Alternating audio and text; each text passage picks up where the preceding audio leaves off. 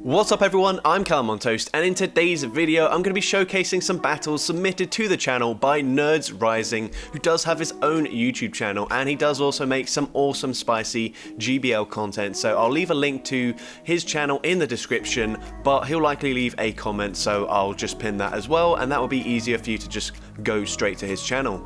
For those of you wondering how spicy you have to go to be featured on this channel, you can view this team as a benchmark. Obviously, Jellicent is fairly meta, especially with the addition of Surf to its moveset, but then we've got Dragalge, which is pretty good in certain cups, but a very uncommon Pokemon to see in the Open Great League. And then finally, the star of the show, Shadow Ho-Oh, which is going to be landing nukes left, right and center. Now before we get into the battles, let's start with the question of the day. Who do you think is the most underrated Pokemon Go PvP content creator? And what I mean by that is, which content creator do you think deserves way more subscribers and way more viewers than what they're currently getting? Let me know in the comment section down below, let me know why, and with that being said, let's get into the battles now. Alright, so going into the first battle, we lead into a Scrafty, and this actually isn't that bad of a matchup now we have Surf, but we are going to swap into Dragalge, and we bait out a Galarian Stunfisk, which is great. We can hit for super effective damage with the Aqua Tail here, and the opponent actually, I'm fairly certain this isn't an Earthquake yet, it is just a Rock Slide, so that's great for us. We're going to go for the Aqua Tail here, and this should get the Galarian Stunfisk very low already, and the opponent just going to go for another Rock Slide. We're going to let it go through, that's fine here. Rock Slide does take us out. Unfortunately, we lose the zero shield scenario, but we're going to come in with Ho-Oh, get a small energy advantage, and go straight for a Brave Bird up against the Altaria here. This is going to be grabbing a shield from the opponent. We're going to swap back into Jellicent, and we come in here, and the opponent's going to go for a charge move straight away. It's a power-up punch bait, so good call there. Not sure if they had enough energy for the foul play, wasn't really paying too much attention, but I'm sure Nerds Rising was paying a lot closer attention when they were battling. But here we're now going to correctly shield the foul play, go for a Surf, and as I mentioned, this actually isn't that bad of a matchup. Now we can land these neutral Surfs, and we're actually going to let this charge move go through. It is another foul play, but we live it, and we bank a Shadow Ball, which is going to be massive here.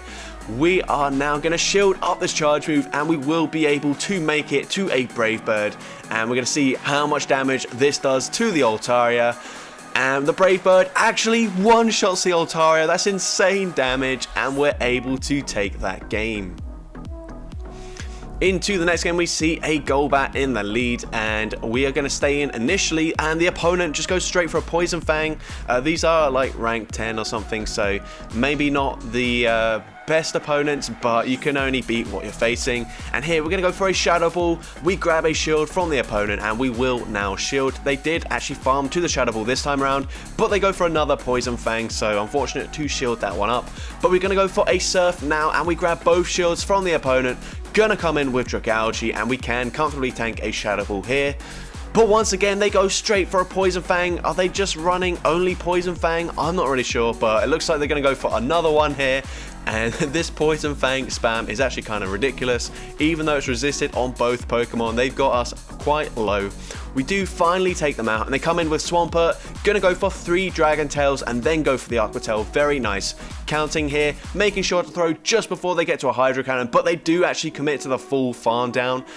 And at this point, we're going to let Jellicent go, but they actually bait us with a Hydro Cannon, and that's fine. We're just wasting more of their energy. Gonna let this move go through as well, and we're going to come in with Ho-Oh, and we should be able to shield once and fully farm them down and come out with a Brave Bird loaded. So we will see they've got a Galarian Stunfisk in the back. We go for the Earthquake on the CMP tie. An Earthquake from this range takes out the Stunfisk, and we're able to take that game.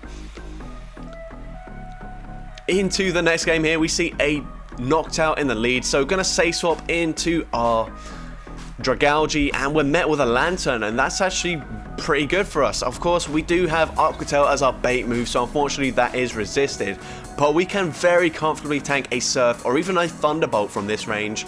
And the opponent does go for the Surf, and at this point we're gonna go straight for the Gunk Shot, the Hail Mary Gunk Shot does land, it takes out the Lantern.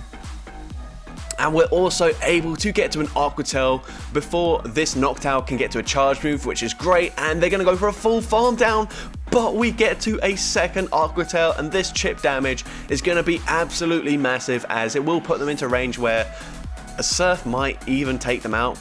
Pretty much, maybe not quite, but we'll have to see. We're going to let the first move go through. They do go for the Shadow Ball. We tank it on the chin, and we're going to come in with Ho-Oh. They come in with a Shadow Meganium, and this is a really good matchup for us. We're going to let the Earthquake go through. It's single resisted, but it does a lot of damage. But it doesn't matter. We're going to go for an Earthquake here, bait, and the reason we go for the Earthquake is to make sure we don't debuff our defense. We can now shield in this matchup. They go for a Sky Attack, and we're going to get to a Brave Bird, but we overtap. No, we're going to go for the disrespectful BM, go for an Earthquake, and Earthquake double resisted, takes out the Knocks Out, and we take that game. Into the next game, we see Whimsicott in the lead, so both teams are using a Pokemon that recently received a move update, and we catch the Grass Knot onto our Dragalge. That's double resisted, and we caught it on a Dragon type. Very risky play there, but it absolutely pays off, and we bait out a Wall Rain. Unfortunately here, we're going to go for the Aqua Tail. Maybe we should have just committed to the Gunk Shot. Not really sure, because it looks like the opponent might even just fully try to farm us down here. And that's exactly what they do. They come out with a lot of energy, but we have got this Wall Rain into farm down range for our Jellicent, so maybe that was the correct play after all. They're going to go for an Earthquake. They're not going to get to another Earthquake here, so they do just go for the Icicle Spear. We can very easily tank that and come out with so much loaded energy. We can now throw a Shadow Ball, and this will do some very nice damage to the Whimsicott, or grab a shield. We come in with Ho-Oh, and they've got a Registeel in the back, and this is going to be a very, very comfortable Ho-Oh sweep here. We actually go for a Brave Bird bait this time, and the reason for that is because lock-ons only do 1 damage, so even when we triple debuff our defense, I think at maximum they'll probably do maybe 2 damage, but we can very comfortably tank that. They go for a Focus Blast. We're going to overfarm massively. Actually, we're going to fully farm them down. The opponent recognizes that, and they concede the match. So into the next game, we see a Galarian Stunfisk in the lead, and this is a matchup where it's really good to have Surf now. They're going to come in with Trevenant. We will shield, and they do go straight for the Shadow Ball, and that allows us to fully farm down the Trevenant, which is massive. We have 100 energy, and if they come back in with Stunfisk, we can go for a Brave Bird. Actually, we didn't have 100 energy. What am I talking about? That was only 4 Incinerates, but now we have 100 energy, and the opponent is going to go for the farm down, allowing us to get to a second Brave Bird and grab both shields in this match, which is massive. We can now come in with Dragalge, probably tank whatever they throw. Actually, no, we're going to shield the Hurricane at the last minute. Very good shield there. Going to swap into Jellicent, and we should be in a very comfortable position now. Going to go for the Surf, and this will be doing about 50% of Galarian Stunfisk's health, so that is a lot better than throwing a Bubble Beam. They go for the Earthquake. That does do a lot of damage, but we're going to go for another Surf here, and this will be taking out the Stunfisk, and now this Pelipper is going to have to throw a charge move here, so they do throw just before we make it to a Surf, but our Dragalge should be able to sweep this game here. Gonna farm up, go for the Aqua Tail. It is of course resisted, but combined with the Dragon Tail damage, we should be able to farm them down before they make it to a Hurricane, and we're able to take that game. Into next game, we see a Defense Form Deoxys in the lead. The opponent's going to swap into Trevenant, and because they swap, oh my gosh, we go and catch a double resisted Seed Bomb onto our Dragalge. What an insane catch there. I thought we were going to commit to a Shadow Ball there, but that was definitely the right play. Very, very nice. We're now going to overfarm here. I think we're going to call a bait again. And it is just a Seed Bomb, so incredible play there. We can now go for an Aqua Tail, and this will definitely take out the Trevenant from this range. And they are going to come back in with their Defense Form Deoxys, probably going to go for a full farm down. No, we're actually going to choose not to throw. I like this play because this means they have to throw their energy, and then it's a lot less threatening in the back. We're now going to go for a Shadow Ball up against this Golbat. Shadow Ball does grab the final shield, and at this point we're looking to be in a very comfortable position. They're going to go for a Poison Fang. It is of course resisted. They just want to try and get a shield, but they're not able to. We go for the Shadow Ball. That does big damage. We swap into the Ho-Oh, and we should be able to no shield this, fully incinerate, farm down this Golbat, and come out with a Brave Bird nearly loaded. We do get there, and up against this Defense Form Deoxys, Brave Bird one-shots the Deoxys, and we're able to take that game. Into the next game, we see Lantern in the lead, and I've literally only just clocked that we are double weak to Lantern, ABA style, so this is going to be very tricky. So I'm not really sure what we're going to do here, just probably stay in, and that makes the most sense to me. We go for the Shadow Ball, and we're going to let this move go through, and they do go for the Thunderbolt. We actually barely live it. Unfortunately, we don't make it to a Surf, but I think it's unlikely they would have shielded anyway. And now we can come in with Dragalge, and they are low enough where we can probably just fully Dragon Tail, farm them down. This is only going to be another resisted move, so we can comfortably tank a Surf, and we come out with quite a lot of energy loaded, so that's good. They're going to come in with a Berserker. I thought it was a Registeel for a second, but Berserker much better for us because Aqua Tail actually threatens a shield. I mean, it is neutral, non-stab, but it's still going to put this Berserker into a range where we can comfortably farm down now. And they go for a Play Rough. I think maybe they're running close combat as well, so all moves would have been resisted there. Now we can go for a Brave Bird, and this, we've already seen, does huge damage to the Deoxys. We're going to be able to make it to a second Brave Bird before the Deoxys gets the back-to-back moves, and Brave Bird nearly one-shot, so we can safely shield this move. The Incinerate damage goes through, it takes them out, and we're able to take that game. Into the next game, we see a Jellicent into a Medicham, very good lead for us, and they swap into the Galarian Stunfisk, so they are completely core broken by this Jellicent. So that is very, very ideal for us. We land the Surf, and they do get to a charge move. We're actually going to shield this move up. It is the Earthquake. That would have done big damage, and we are recognizing that Jellicent absolutely slaughters two of their Pokemon, so we might as well preserve it here, and we will be able to get to another Surf before they can get to another Earthquake, and this Surf will be taking out the Galarian Stunfisk, so that is great. They're going to come in with Noctowl. We swap into our Dragalge, and we're looking to be in a great position. All three Pokemon on our team do fairly well up against Medicham, as they do resist the counter damage, so it doesn't really matter which one we've got aligned to that Medicham. But here we grab a shield with the Aqua Tail. That's huge. All shields are now down. We can go for another Aqua Tail, and this just puts them into range where we can easily take them out with the Incinerate damage from our Shadow Ho-Oh, and we should be able to Brave Bird the Medicham in the back. We're actually going to let this move go through, just going to be a Sky Attack. Actually, no, Shadow Ball does slightly more damage. Good play by the opponent, but not enough damage here. And we can go for the Brave Bird, undercharge it slightly, but we still one-shot the Medicham, and we take that game. Into the next game, we see a Shadow Mawile in the lead. They're going to swap into a Razor Leaf. Oh my gosh.